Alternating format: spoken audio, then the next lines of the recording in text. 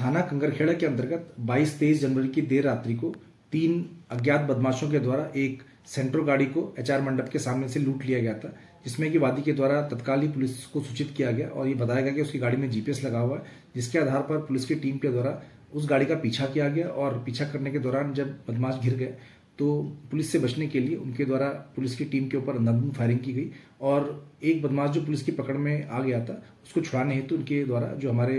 Sub inspector हैं मुनीश कुमार, इनके ऊपर फायर किया गया, जो इनके सीने में गोली लगी थी और जो हमारे सब इंस्पेक्टर जो घायल बेहद गंभीर रूप से घायल हो गए थे उनको नजदीकी अस्पताल में भर्ती कराया गया, जहां से उनको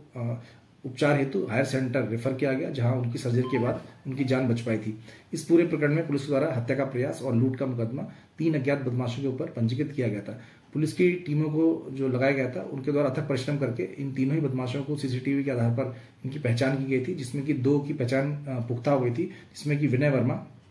और अनुज पुत्र कृष्णपाल था, जिसमें इन दोनों के ऊपर मेरे द्वारा 25-25 हजार रुपए का इनाम घोषित किया गया था और टीमों को इनकी गिरफ्तारी हेतु लगाया गया था।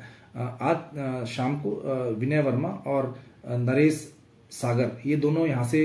आगरा भागने की फिराक में थे, जहां इन दोनों ही को पुलिस द्वारा गिरफ्तार करके थाने लाया गया और इसमें पूछताछ के दौरान ये पता चला कि विनय वर्मा के द्वारा उस दिन अपने सेमी ऑटोमेटिक 32 बोर के वेपन से जो अवैध असला था उसके पुलिस की टीम के ऊपर इसने जान से मारने की नीयत से फायर किए थे। आज इसमें जो अवैध असला को बरामद करने के लिए पुलिस की टीम विनय वर्मा को लेके उसके बताए गए ठिकाने पर ले गई थी, जहां पर पुलिस की टीम से हाथ छुड़ाकर ये अपने उस अवैध असले से पुलिस के ऊपर फायर किया, जिसमें एक हमारे सिपाही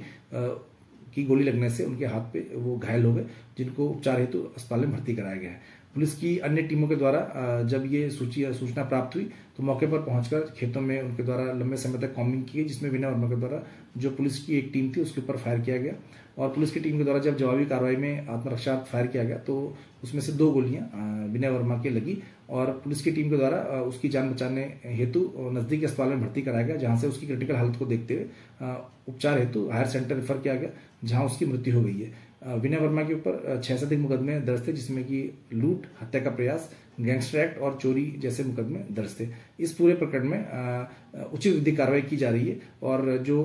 एक तीसरा अन्य बदमाश है उसकी गिरफ्तारी हेतु भी पुलिस टीम लगी हुई है।